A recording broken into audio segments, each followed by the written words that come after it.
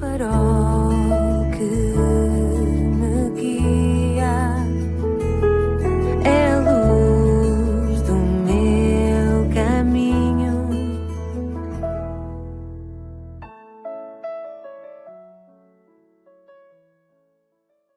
Sou o Carlos Oliveira, bem-vindo à 56ª edição do programa Pedindo Luz, cujo tema hoje é a realidade ignorada.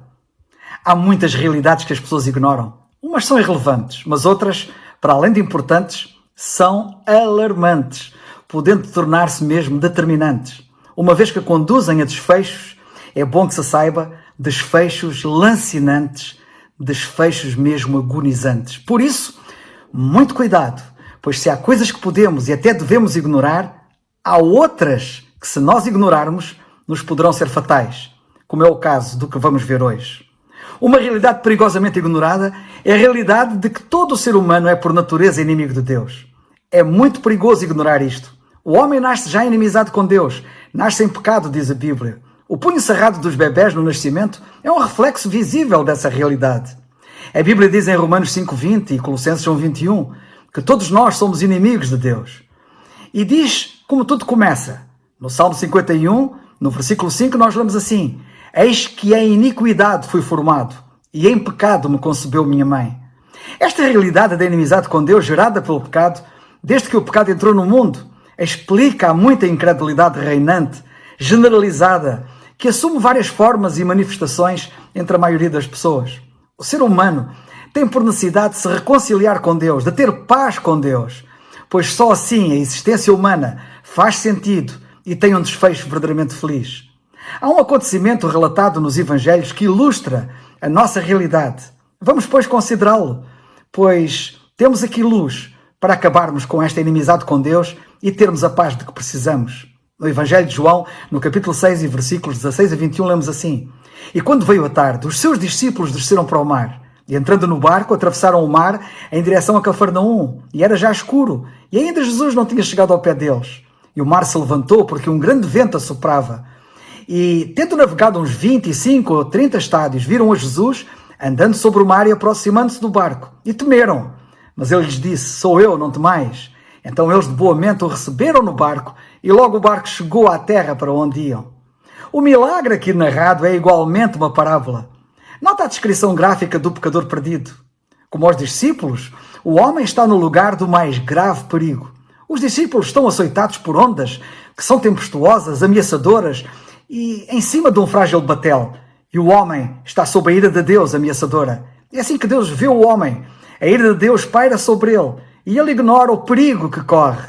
Diz a Bíblia assim em João 3,36: aquele que crê no Filho tem a vida eterna, mas aquele que não crê no Filho não verá a vida, mas a ira de Deus sobre ele permanece.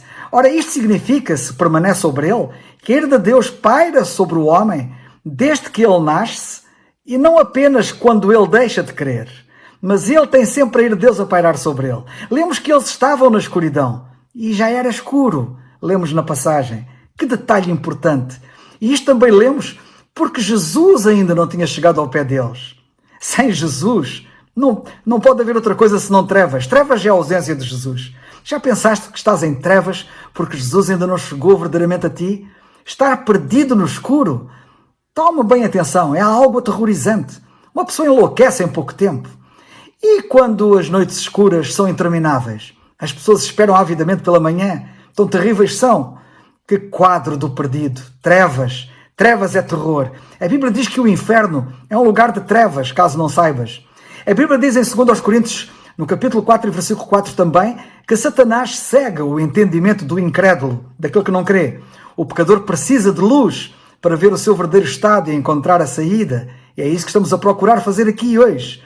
A Bíblia diz ser lâmpada para os teus pés e luz para o teu caminho. Neste vídeo, ela está a ser luz para ti também. Tem disso consciência e toma, pois, muita atenção. Depois nós vemos naquela passagem os discípulos se esforçarem-se em vão para saírem daquela situação. Nota como se esforçaram tanto e completamente em vão. Remaram muito, mas lemos que a embarcação estava cada vez mais no meio do mar, açoitada pelas ondas e mais longe do objetivo. Como muitos hoje, eles esforçaram-se por salvar sem quaisquer resultados. Quantos há que se esforçam por fazer coisas boas, evitar fazer coisas más e continuam perdidos, sem nenhuma certeza, sem nenhuma esperança, quando particularmente estão à beira das portas da morte. Depois de uma noite de tanto esforço, eles viram-se cada vez mais no meio do mar tempestuoso, ou seja, cada vez mais longe do objetivo. A Bíblia diz em Marcos, no capítulo 6, versículo 48, uma passagem paralela: e vendo que se fatigavam a remar, porque o vento lhes era contrário, perto da quarta vigília da noite aproximou-se deles Jesus andando sobre o mar e queria passar-lhes adiante. E em Mateus 14, 24, outra passagem paralela, lemos assim: e o barco estava já no meio do mar, açoitado pelas ondas, porque o vento era contrário. Que quadro este! Queres salvar-te pelo teu esforço, pelas tuas obras, pelo teu bom caráter? Eles eram fervorosos, eles eram honestos, e eles pensavam que com os seus esforços alcançariam a margem. Mas toma bem atenção, sem Jesus é impossível alguém alcançar quer aquela margem segura que eles pretendiam alcançar, quer a margem celestial que tu precisas de alcançar e todo o pecador precisa de alcançar. Podes fazer tudo, mas se não aceitar Jesus, todo o teu esforço será vão, será inútil. Foi o que aconteceu com eles e acontecerá contigo se não atentares para a solução. Em suma, eis aqui o homem, sob a ira de Deus, em grande perigo, pois em trevas e com esforços inúteis. Eu oro a Deus para que tu reconheças esta verdade. Deixa de lutar, aceita Jesus no barco e a paz tão necessária acontecerá. Em Marcos, no capítulo 6, versículos 47 e 48, nós lemos: e sobrevindo a tarde, estando o barco no meio do mar, e ele, Jesus, sozinho em terra, e vendo que se fatigavam a remar, porque o vento lhes era contrário, perto da quarta vigília da noite aproximou-se deles, andando sobre o mar, e queria passar-lhes adiante. E vendo que se fatigavam a remar, lemos aqui: que graça! Tu não o vês, mas ele vê-te a ti, ele observa-te nas tuas angústias, nas tuas dificuldades, nos teus anseios, e com o desejo de te ajudar. Que graça a sua! Ele viu o mundo perdido a esforçar-se, e então veio ao mundo perdido para resolver o que ninguém aqui conseguia resolver. A seguir nós lemos que os discípulos receberam-no no barco. Ora, a Bíblia diz-nos claramente assim: a todos quantos o receberam, a Jesus Cristo, deu-lhes o poder de serem feitos filhos de Deus, aos que creem no seu nome. João 1,12. Nota que é crendo que se recebe Jesus. Eles receberam Jesus no barco. E isto é figurativo, como podes receber Jesus na tua vida, crendo. E logo que o receberam, chegaram ao outro lado. É isto que acontece mal nós cremos. Atingimos o objetivo, o céu é-nos garantido. Logo que recebemos Jesus, ou seja, logo que cremos nele, também nós ficamos a salvo.